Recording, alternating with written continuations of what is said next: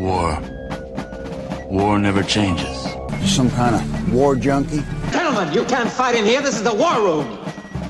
Welcome to the War 102 podcast, where we explore the doctrine, theory, philosophy, and history of warfare.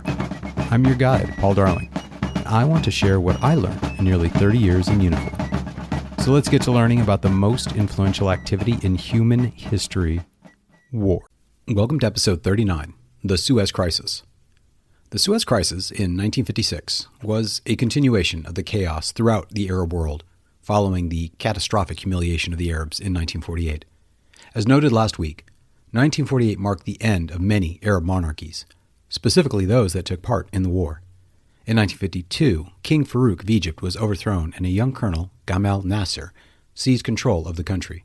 There was, in the most tumultuous of times, 4 separate epoch-shaping events happening in the Arab world and world in general. The first and most dominant was the Cold War, as the Soviet Union and Western powers wrestled for alliances and control globally. Second, and closely related, was the anti-colonialist movement, which was, at the time, the primary grand strategy of the Soviet Union to weaken the West. There was then the battle for leadership of the Arab world in the name of pan-Arab nationalism. Fourth, and finally, the Arab-Israeli conflict, for whom the Arab leader who could eliminate the Zionist nation would be, presumptively, the unquestioned leader of the Arab and Muslim world. It is within this context that Suez must be viewed. It also demands a more detailed biography of Nasser, who would play the key role in the Levant region for the next 15 years.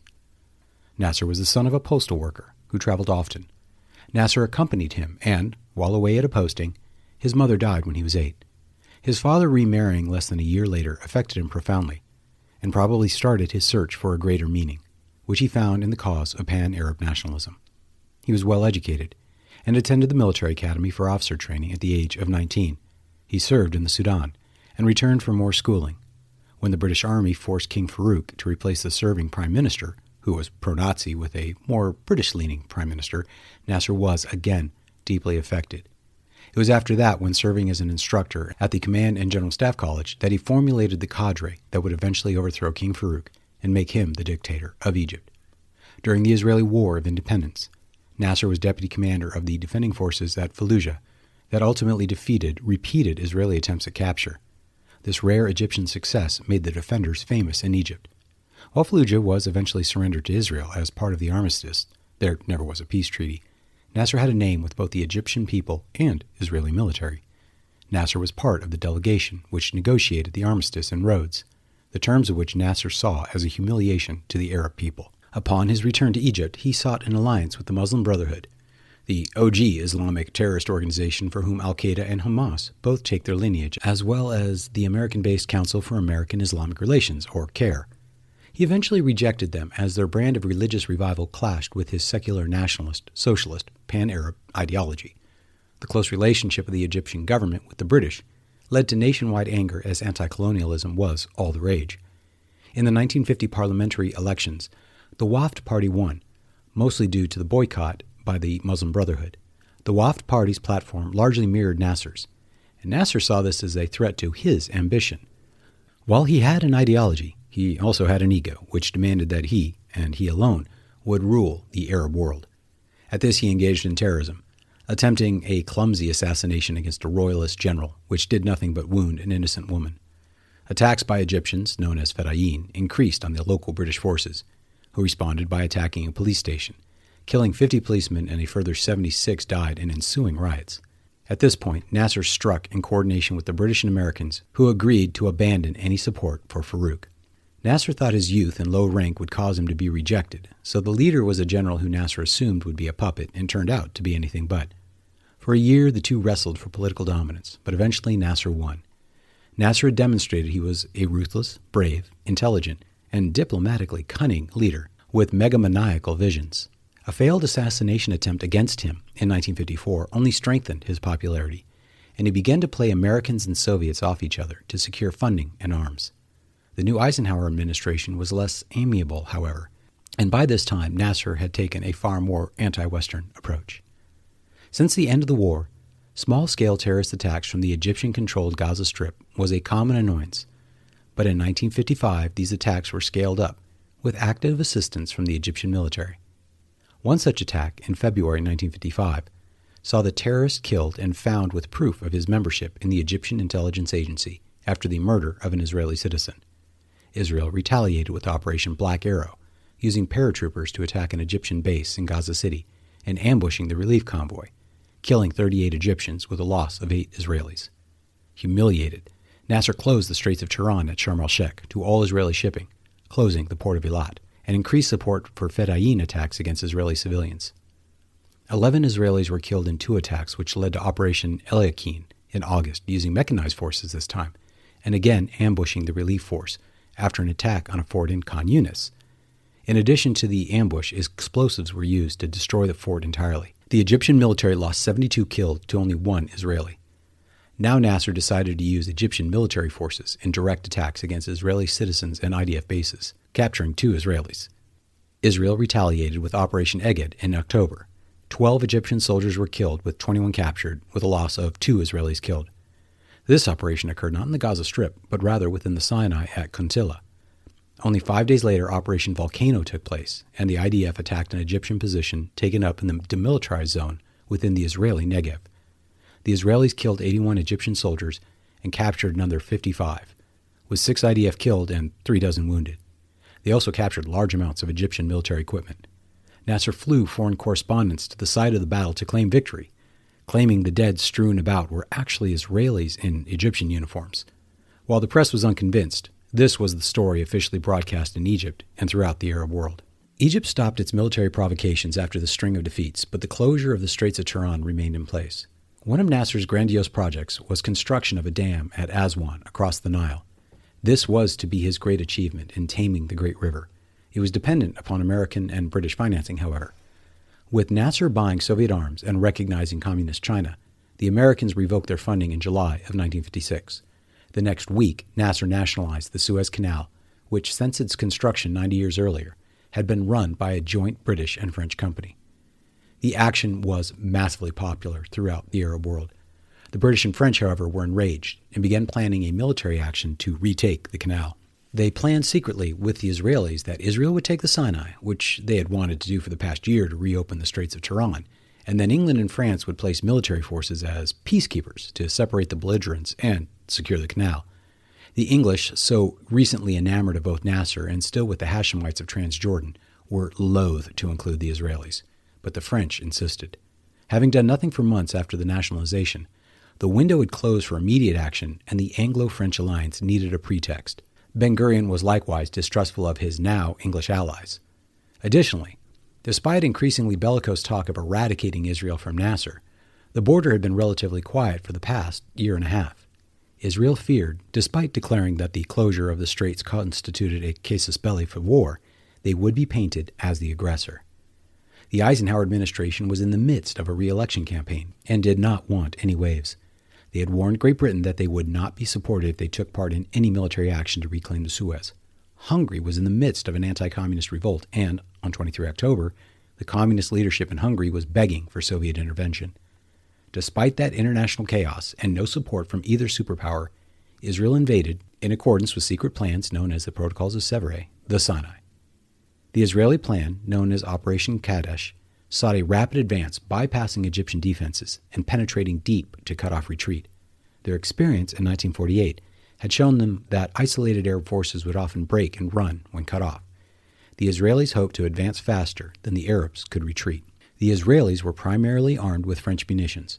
Their primary ground combat vehicle was the AMX-13, a lightly armored but very fast tank with a powerful gun, closer to a tank destroyer than a true main battle tank. But for the rapid advancing operations the IDF was built around, they were good enough.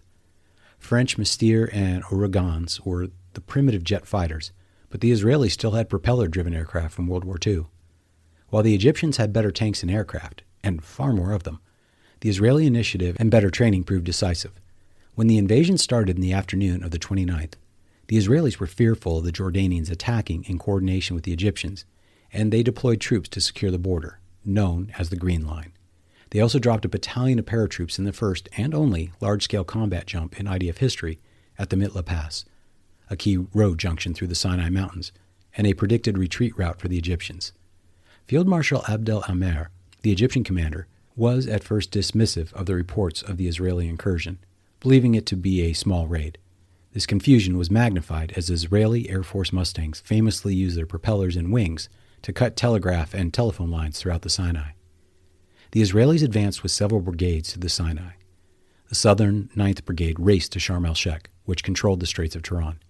They bypassed the defenses at Nakeb, which caused the panicked Egyptians to surrender without a fight.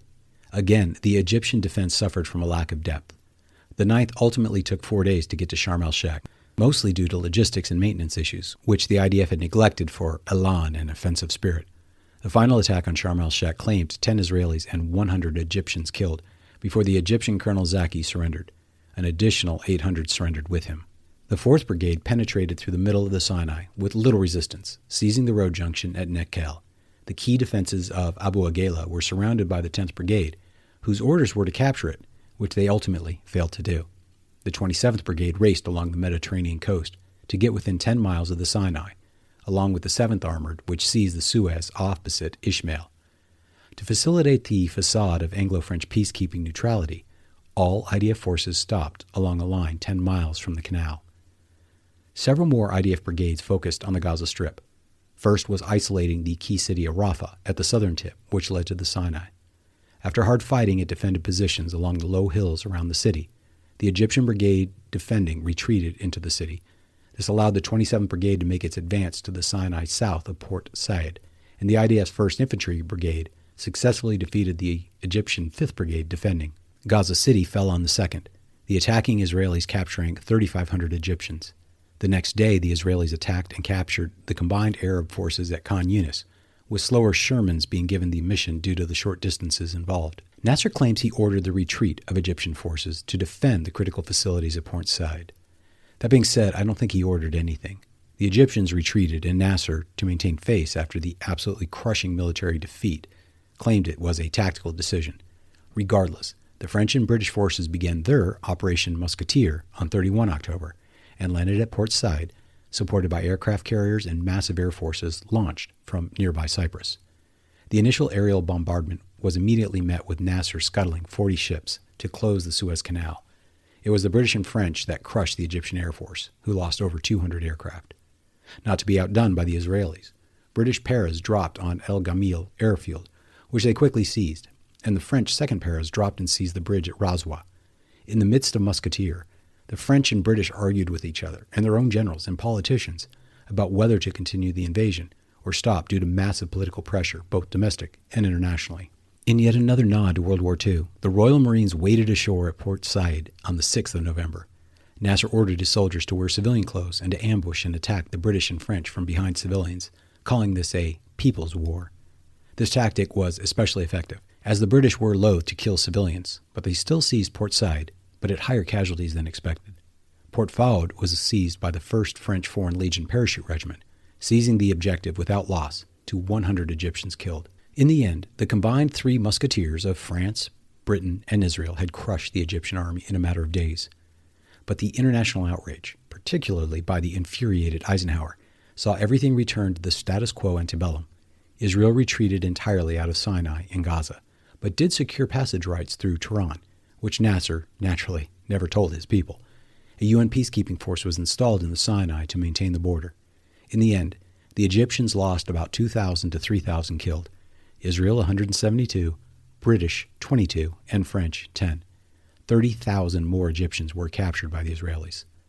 Despite the military loss, Nasser declared victory, and the Arab world largely agreed. He had fought off the French and British governments who, he claimed, were entirely responsible for Israel's success. In fact, both Western governments were soon to fall. Despite Nasser's growing embrace of the Soviet Union, the United States had done exactly his billing. The Soviet Union used the chaos of both the American election and Suez crisis to crush the Hungarian revolt. The French-American relations were destroyed at this point. Having refused to support the French at Dien Bien Phu and humiliating them at Suez, these two actions made France feel as though NATO was a worthless alliance and eventually led to their withdrawal from that organization. As part of the secret agreement, the French supplied the Israelis with the requisite material to develop their own nuclear weapons as well. Years later, Eisenhower expressed his regret at his decisions on Suez to both his Vice President Nixon and Jewish fundraisers. From Israel's perspective, the war was a massive military success. They took few casualties and seized the Gaza Strip and entire Suez in less than 5 days. The original 100-hour war. The Straits of Tiran was open again, opening the Indian Ocean to Israeli shipping, and the UN peacekeepers were there to maintain the peace, which would last for a little more than 10 years, until Israel faced off against its Arab neighbors again in the Six-Day War, which we will discuss next week. Thanks for joining us today. If you liked what you heard, please like, subscribe, rate, and comment. Most importantly, share with your friends. Join the conversation at the War 102 subreddit, and check out the War 102 Buzzsprout website for links to more information and supporting videos. Send me an email at war102podcast@gmail.com. I look forward to your comments and hope you join us again next week. See you then.